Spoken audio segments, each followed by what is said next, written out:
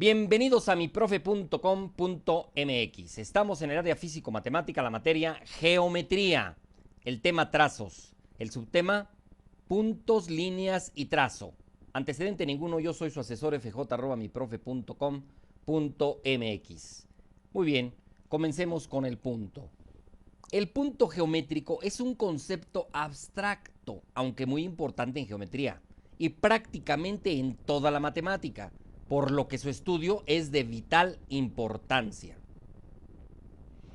El punto geométrico solo se puede representar por medio de una escala. El punto, por ende, solo tendrá posición, pues no tiene ni espesor ni ninguna dimensión. Así, un punto lo podemos representar en una escala lineal como ya se vio en el estudio de la recta numérica. Pero así como localizamos un punto en una línea recta, lo podemos localizar en un plano, es decir, en dos dimensiones, o sea, en dos líneas rectas que se cruzan y se cortan perpendicularmente entre sí.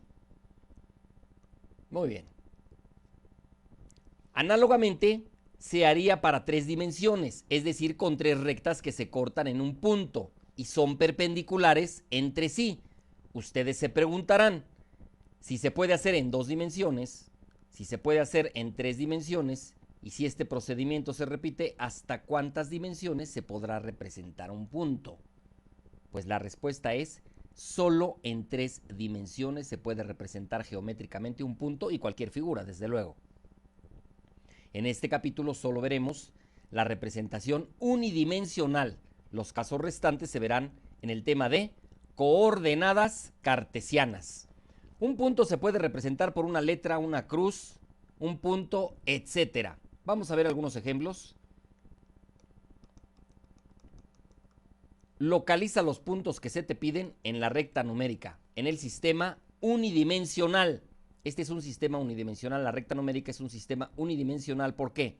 Porque solo tiene una sola dimensión.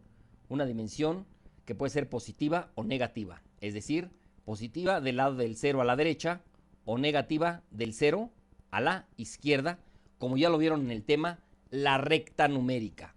Muy bien, vamos a localizar estos 5 puntos. El punto número 2, como primera parte, es positivo, por lo tanto lo tenemos del lado derecho del lado derecho de la recta numérica. Y lo encontramos de tal manera, encontrando el 1 y después el 2, aquí está en amarillo, ahí está el punto número 2. El menos 3 es del lado izquierdo de la recta numérica, menos 1, menos 2 y menos 3, aquí está el menos 3. El 1/4, aquí está el 1/4, a la cuarta parte de la unidad y en el sentido positivo, o sea, 1/4 es 0.25, se tiene que dividir en 4 partes la unidad y el primer cuarto, aquí queda el cuarto. El menos 1/3 tendríamos que hacerlo, pero del lado negativo. El lado negativo de la recta numérica y dividir esta entre 3, quedaría aproximadamente por aquí. Aquí está marcado el menos 1/3. Y el menos 3.5, también en el sentido negativo, tendríamos que recorrer menos 1, menos 2, menos 3 y aumentar la mitad de esta misma escala para encontrar el menos 3.5. Muy bien, vamos a ver ahora la línea. ¿Qué cosa es una línea? La línea es un trazo de puntos sucesivos que conforman su estructura. Y como el punto, la línea es otro ente abstracto que solo tiene longitud, es decir, una distancia entre dos puntos. ¿De acuerdo? Las líneas pueden ser básicamente curvas o rectas. Y las líneas rectas se dividen en horizontales, verticales y oblicuas, como se muestra aquí en estas tres figuras. Y las líneas curvas en abiertas o cerradas. Y son todas aquellas que no son rectas. Obviamente las líneas curvas son todas aquellas que no son líneas rectas. Vamos a ver el trazo. El trazo es la acción de ejecutar por medio de líneas y puntos un dibujo, un croquis arquitectónico o un simple punto. De esta manera podemos construir también figuras geométricas o lo que nos interese dibujar. Muy bien. ¿Qué es el plano? El plano es el lugar donde podemos realizar los trazos mencionados anteriormente. Es otro ente abstracto y puede ser el pizarrón, un cuaderno, etcétera. Líneas paralelas.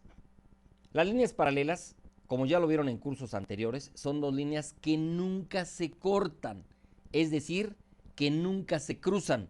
Por tanto, son dos líneas con la misma pendiente, es decir, con la misma inclinación.